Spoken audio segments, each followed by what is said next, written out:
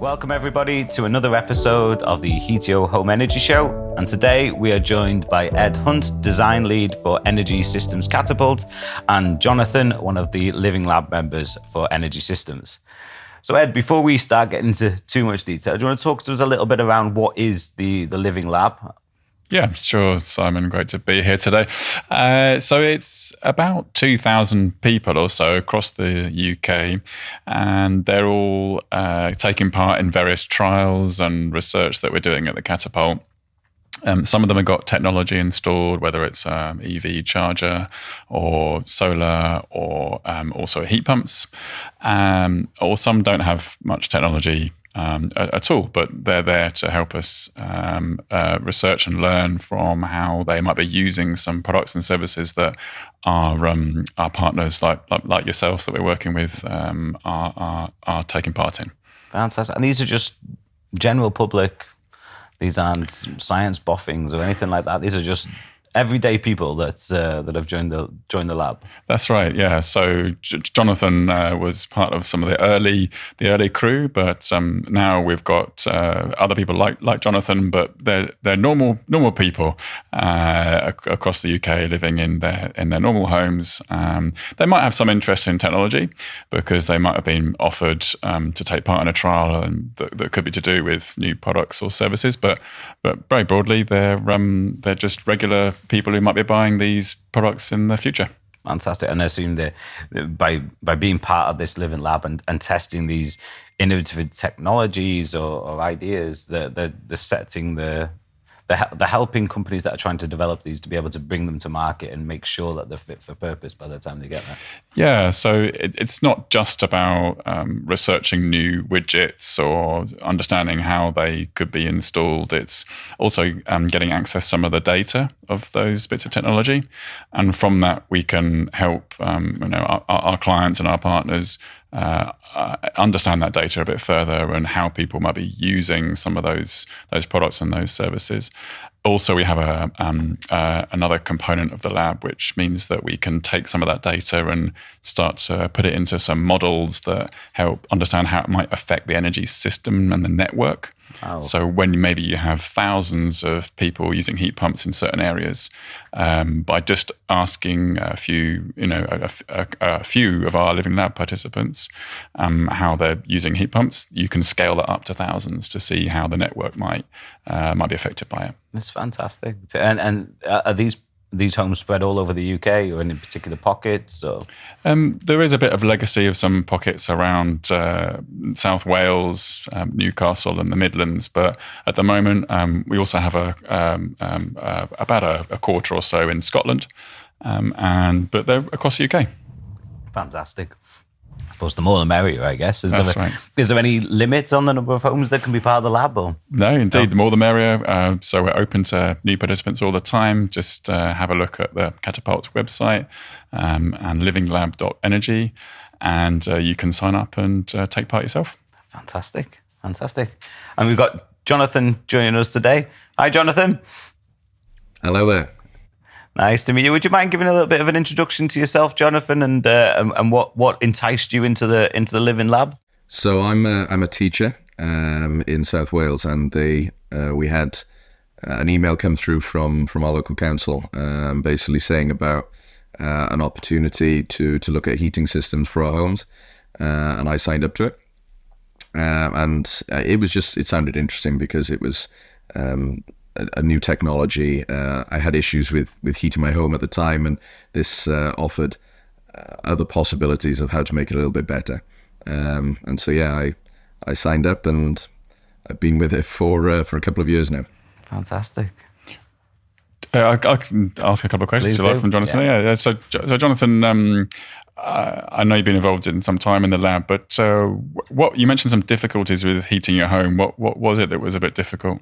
So when I was relatively new to the house I'd moved into at the time, and we had one thermostat in one room, and basically you'd set the heating and say, right, okay, put the heating on, try and get it up to whatever, 20 degrees. And And as soon as that room got to 20 degrees, all the heating switched off, and of course the rest of my house was freezing. And so you ended up having to kind of like open doors and kind of like try and get the heat elsewhere, or put it up much higher so it was really hot in the one room just to get the heat spreading. It didn't work as well in terms of controlling any of my rooms, and it just didn't work. So it was very frustrating. Whereas the system that which we're presumably going to talk about in a bit and go into some detail on just solved a lot of those problems. So the system you mentioned, part of the trial meant that you had some smart controls. So it meant room by room you could control your heating with your phone. Maybe describe a little bit more about what that meant for you, what it included, how it helped. Well, it was a fantastic system when that came in. So essentially we had electronic control of all the TLV, all the valves on all of the radiators in every room in my house. We also had thermostats in every room in the house, which was separate from the radiator valves. So you could monitor what the temperature was in every room, and then you could control every room individually. So the heating would only heat one room at a time if you wanted to. And then what you could then do is set a schedule based on what rooms were you using at what times of the day, or however you wanted to. You could boost it, and if you wanted a particular room to be warmer, so I could sit in my study and just heat the study, and the rest of the house could be cold, or I could heat the living room. And because I knew my schedule, when I was out at work, when I might be going to bed, when the kids might be going to bed, on what rooms we might be using, I could pretty much control every room and every the whole schedule basically, to know exactly how much I was using and when. And it was very good control. It was useful. And just a quick question about that control, because we see it a lot when consumers make that transition to having a heat pump installed, for instance, and the mindset is, I'm going to completely revamp my heating system, and they go to that level of control, individual zone control, individual room control. And then you go back in 12 months' time, and maybe when you set the system up, they wanted a certain room to be 18 degrees, another one to be 21, another one to be 22. And then you go back in a year's time and everything's just kind of defaulted to 21, and they just decided to leave it all the same. Do you find still today that you're maintaining that individual zone control and utilizing that, or did you default to it's a good question. I set my schedule up, and although I have tweaked it over time, I pretty much stuck with the schedule, because I spoke with other living labs at the time, and I know that other people obviously work differently. Some people like to have lots of rooms very hot for a long period of time, and obviously you can have all that individual control. I knew what temperatures I wanted everything to be, where I was going to be comfortable, and I knew which rooms, because I knew there's certain parts of the house I use far more than others, and I've stuck with it. And even though we don't have the exact same system as we originally had, we've moved on to a commercial system, TADO kind of system, and we use that now. But I still use the same schedule, because or other than tweaking it just to make sure that it actually worked the way I'd want it to, the temperatures, I can get them just about right. Obviously in the summer it doesn't need to be on because the temperatures are already up, but it works, and I never need to worry about my heating. I very rarely go, and if I do, I can just get my phone out and go, right, well, I need to just do a quick boost in that room, because it's a bit colder than I expected it to be, or maybe my schedule changed for one particular day, and okay, right, well, I'll need to boost that room. But other than that, I can pretty much stick to the schedule. I never need to worry about the heating. It's always a nice, comfortable temperature. That's the key there. That if you could to have a customer who can turn around and say, you know what, I don't need to worry about my heating. That is the goal of every heating engineer in this country. So absolutely. I mean, and Jonathan might be lucky that he has a home that he can achieve that comfort in most of his house, or he's able to understand how, the limits of his house, so he can control that accordingly. And actually from the data through the Living Lab in particular, and these commercial systems are now getting, you get such a granular level of information about the comfort level people are wanting, and maybe the levels they can't achieve. Yeah. So, for example, if people are constantly trying to press up to try and be warmer in a room, you start to know it, and that information is like really central to a relationship with a supplier, getting much more familiar about those customers. Yeah, definitely. Jonathan, I was just going to expand a little bit more for a minute. So there was a moment when in the lab, the beauty of it is to be able to experiment and do different things. So we designed a specific user experience where we were able to give some information about costs for that schedule, Jonathan, if you remember. So maybe tell us a bit about that and when you were able to change some of the schedule and see different costs. What did you do, if anything, differently then? So when we started looking at so because obviously you could schedule and see how many hours you had your heating on for and what rooms you were heating, and then it could tell you basically based on it could tell you the cost of each hour that you were actually heating your house for, and what you could then do is go, well, okay, I can see that that's quite expensive. Maybe I was heating way too much, and you could start trimming. And I started thinking a lot more carefully. So before, maybe I was a bit broader. Oh, I want it heated from that time to that time. That's about right. I started being a little bit more specific of saying, well, no, to be honest, I'm always gone by that time, so there's no point. Or I'm going to bed at that point, so I don't need the room heated because I'm going to be in bed, so I don't need the heater. So I did trim quite a bit of the thing just to bring the cost down, because I realized, well, I can save myself £1, £2, whatever it was. I have to admit it was a while ago, so I can't remember the exact costs. But I could trim the amount of costs across my entire schedule, across the whole week, it was very handy being able to then think about being able to budget for myself as well.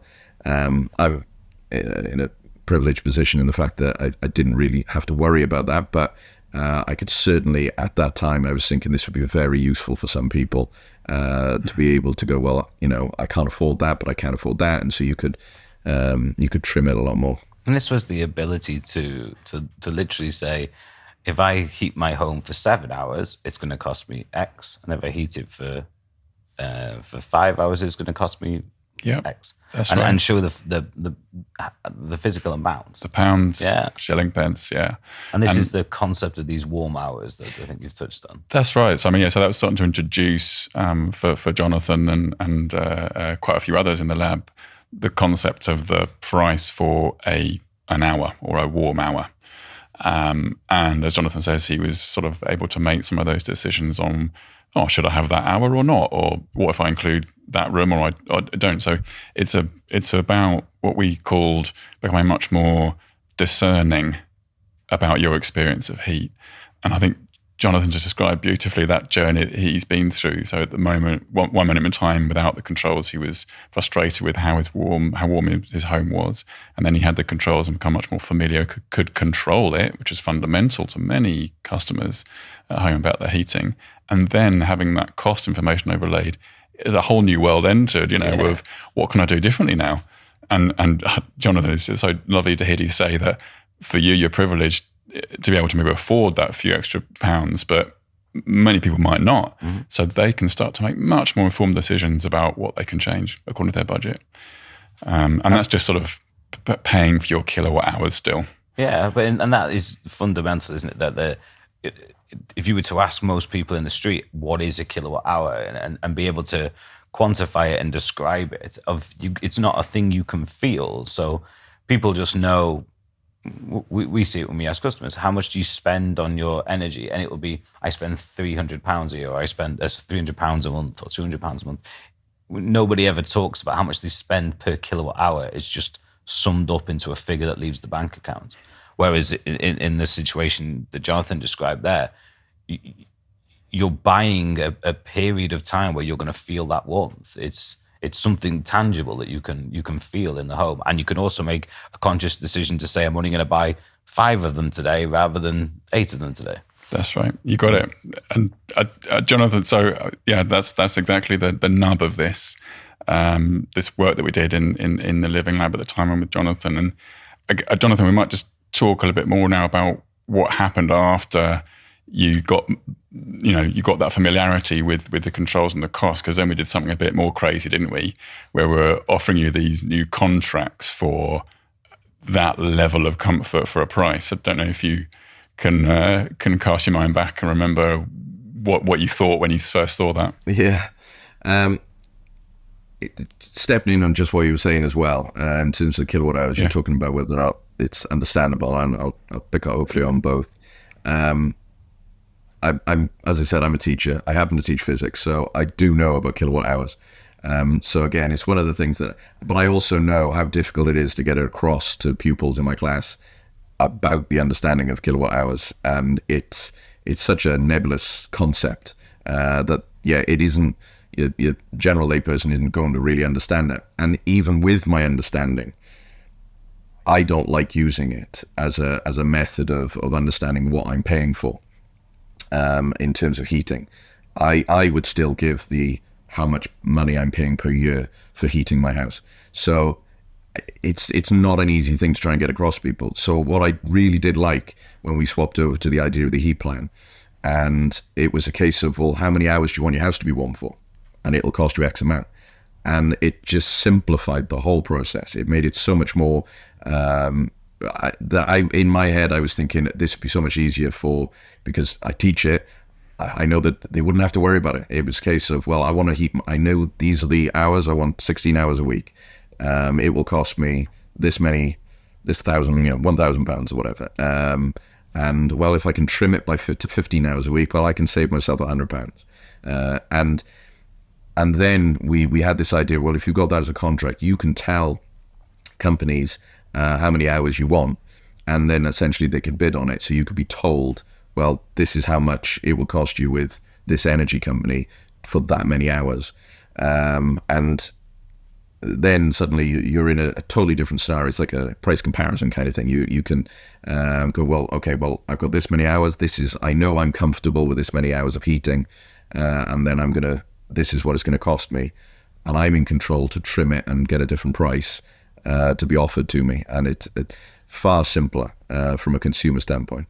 Yeah, excellent. I don't know, Simon, if you want to add anything to that, but I think that the whole concept is fantastic, because I think as you start to scale that up, the idea that I suppose it's not too dissimilar to where you've got district heating systems, I guess. I suppose they're still billing in the format of kilowatt hours, but if you're asking for heat to be delivered to your home for a period of X amount of hours, and somebody knows how much it costs to generate that heat, and you also understand how that home performs thermally from a heat loss perspective, then you take a lot of the variables that the customer tends to have to figure out themselves, or bastardize a little bit within their home by turning things on and off. You just give them a very simple solution. They can they know they can turn that heating on. I suppose that the heating engineer in me is struggling with the concept a little bit, from thinking, well, if you want to buy one heat hour and you only want to heat half your home, I'm assuming that's going to cost less than if you want to buy one heat hour and heat your whole home.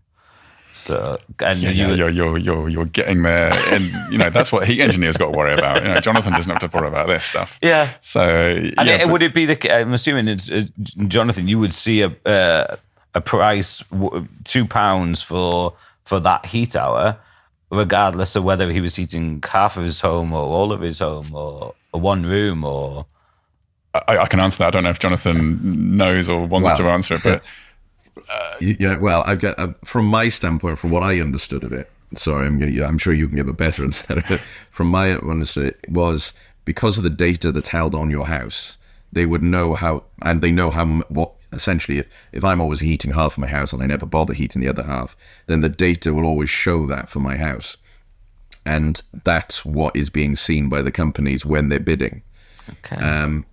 And if the data changed significantly, then obviously the costs that they're going to charge you would change significantly. But there would be a bit of a lag as the data altered for what you're using in your house. because obviously you are absolutely right. If I tend to only heat about half my house anyway, and so the data would always show that amount of energy being used. From my standpoint, and from the way we were working it, and when we were doing the heat hours, I was told if you've got the hour on, you can heat any room in your house during that hour.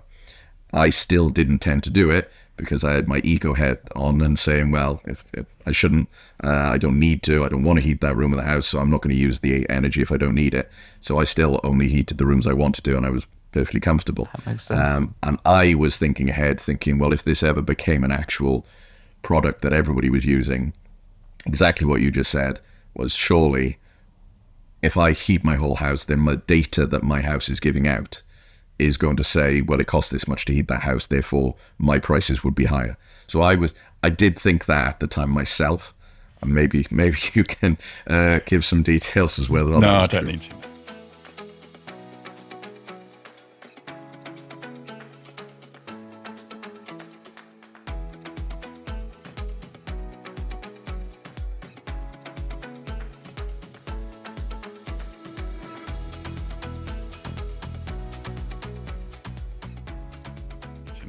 No, you've done it. Oh, You've done it's it justice. fantastic, isn't it? He's explained it exactly. Because you would then, I guess, I mean, there was a nugget in there that I just picked up on, that there is potentially what sits behind this is a bidding platform of organizations who want to sell you that hour.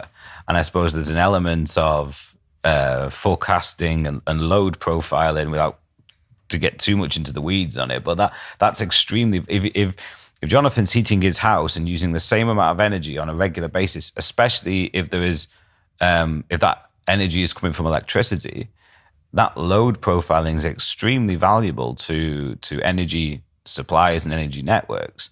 So if you've got a whole bidding world that sits behind this, and it gives Jonathan the benefit of selecting who and when he wants to buy his hours and who he wants to buy. And you've agreed that price with the customer. Yeah. So once you've agreed it, and maybe you're in that contract, let's say, the supplier, the provider can play around with it. They do what they want. Yeah. Yeah. So Sky sells you X number of channels for your entertainment. They invest in providing that content, but whether everybody uses all of it, it doesn't matter to them. Yeah, you're in the contract. You're in the contract. Yeah, you can cream some money off some customers and play with others. You know, and as you say, the once people feel comfortable, once people have that home, as Jonathan explained, you don't sit there and go, well, that's it. Then I'm going to open all my windows. I'm going to turn the heating all up, and I'm going to kill some polar bears. You actually, you are more energy conscious. Possibly because you've entered into this journey and you've actually got the comfort that you want. Yeah, if you detail schmetails, you've got to work out some of those bits and pieces. But really good.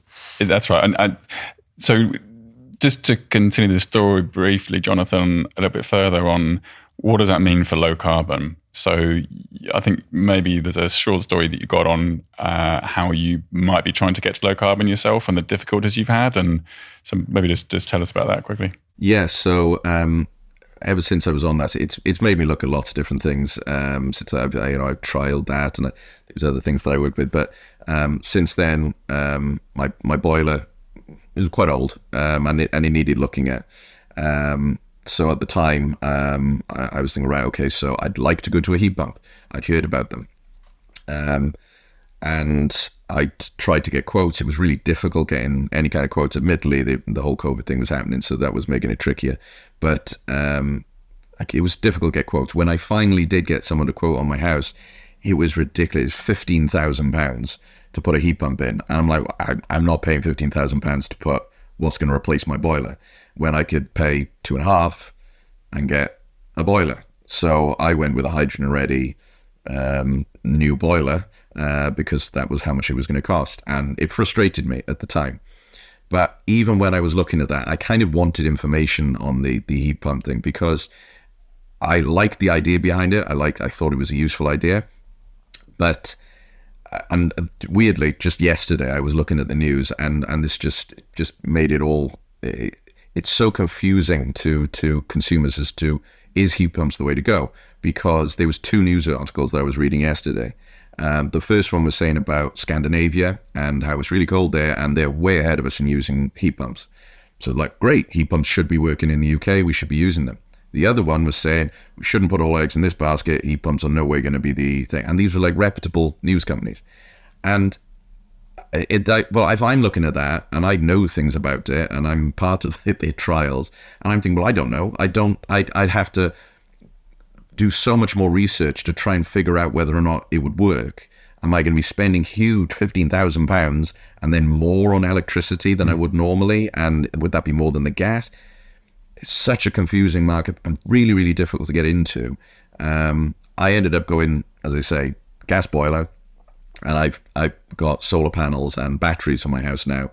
And I would have liked to go down the heat pump route. A friend of mine went solar panels, batteries, and down the heat pump route. And so I'm going to, at some point, find out how well that's going for him. But it's not an easy thing to get into. It's not easy, no. And so you've experienced it. Difficult to understand what to do, and the cost barriers was also challenging. But if you cast your mind back to the heat plans for a minute, and maybe imagine a world of if you were offered a price for your heat pump running your heat pump with a heat plan, what would you think then? Would that be different?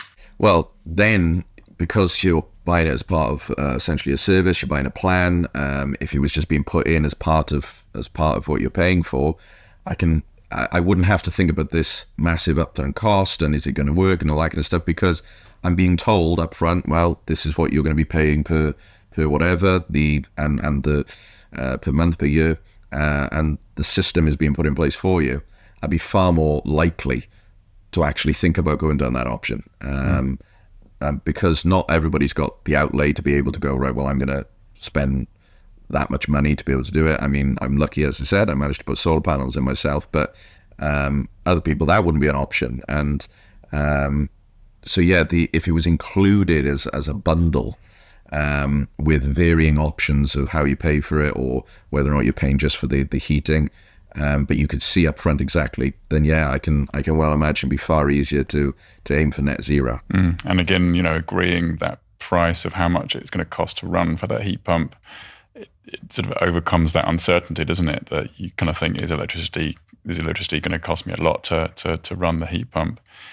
So it sounds like it's a useful solution to overcome some of those concerns, for sure. If you can get to a position where there's no upfront cost, essentially, and you can build that into a monthly or weekly heat plan, that's the goal? Then is it because I have to admit, I am part of the community that has made heat pumps very complicated in the past, and trying to do everything I can to save my soul and fix that.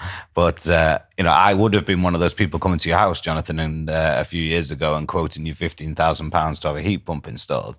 And trust me, we had plenty of people that say, you've wasted your time coming here. This was never going to go ahead. But is that the goal? That's where we need to be. We need to get that cost down. Do we need to get it down to the price of the boiler, or do we need to actually go to that extent of wrapping it into a heat plan and really take it to that next level, so that it's a service to the customer, to give them that certainty that this technology that they maybe haven't come across before is going to work and is going to give them the savings? I think from my standpoint, it would have to be. I mean, I would be willing to pay slightly more than what I would pay for a boiler. If they'd have told me 5, and I thought, well, I'm paying a little bit extra, but I do want to go green, and in the long run, this is the better option, maybe I'd pay the extra. Certainly, if it were parity with boilers, I think many people would be far more willing to actually, it's a boiler or it's a heat pump, it's doing the same thing. The mindset would be, the cost's the same. Is it going to provide me the heat that I want for my house? Am I going to be warm? Then you've got the ongoing costs that you have to worry about. Now, the heat plan idea takes that out. If you bundle it in, you could do the same with a boiler. You could bundle a boiler in. I know I have never seen that happen, but you could do the same thing. Bundling it in with a heat plan as part of the ongoing cost. But obviously we want to try and go net zero, so we want to get rid of those. I think any of that would work, but it just can't. It's so extravagantly more that as you say, vast majority of people are going to turn around and go, well, there's no way I'm going to pay 15 when I'm only paying 3 for a boiler. So it has to be at least close to parity. Then you'll pick up some who are willing to pay a little bit more, maybe for the green credentials, and maybe give options for a fully funded one that, that's no cost, no upfront cost, and then slightly increased price, maybe tie you into the contract for longer.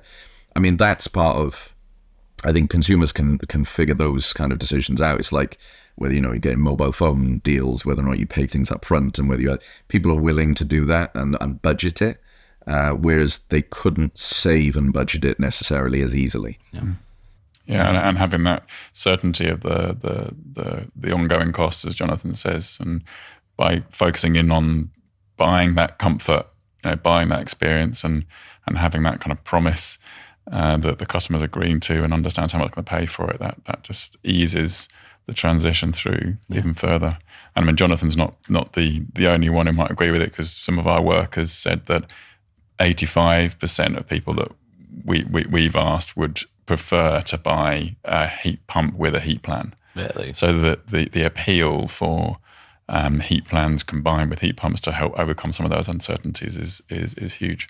And I guess the challenges we've got around that are getting the financial markets comfortable with that, because the benefit is obvious to the customer, and the variables within that. If a customer goes away for a few days, they're not going to be buying those heat hours. Therefore, there is not a forecastable and predictable return on investment, and that obviously from a lender's perspective would no doubt scare them. But if you have a lender that is actually not quite your traditional lender, i.e. not just a debt finance, asset finance type organization, if they're looking at it from a trading perspective, yes, we've got this revenue that's going to come in from the customer buying heat hours from us over a period of time, but we're actually going to form or sit in that position between the energy retail market, or maybe even the energy wholesale market, and the consumer, and they can broker the finance deals to finance the asset, especially as volume increases at very competitive rates.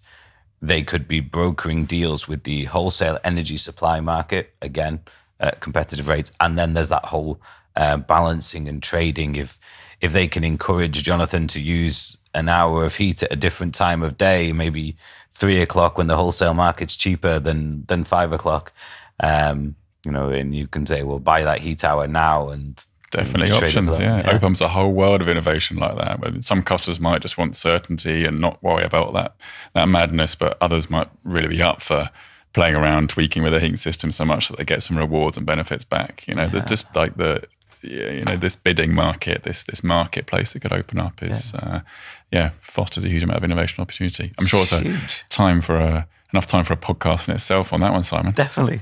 Yeah. Coming soon. Coming to a podcast near you. Well, thank you very much. Thank you very much, Jonathan, for dialing in first. It's been absolutely fantastic. And I don't think we do enough of that on this show. I don't think we've had some fantastic industry experts coming on. But to actually hear it from a customer, I hope there's some heat pump engineers listening to this, because I think the fact that we're all trying our best to get more heat pumps out into the world, and you've given a great example there and told us exactly what we need to do. And by the sound of things, there's 86% of the people you asked said the same. So thank you very much for your insight and your help, Jonathan. It's been a pleasure having you. Thanks so much. No problem. Thank you. And thank you very much, Ed, as well. And join us next time for another episode of the HETO Home Energy Show. Thanks for watching.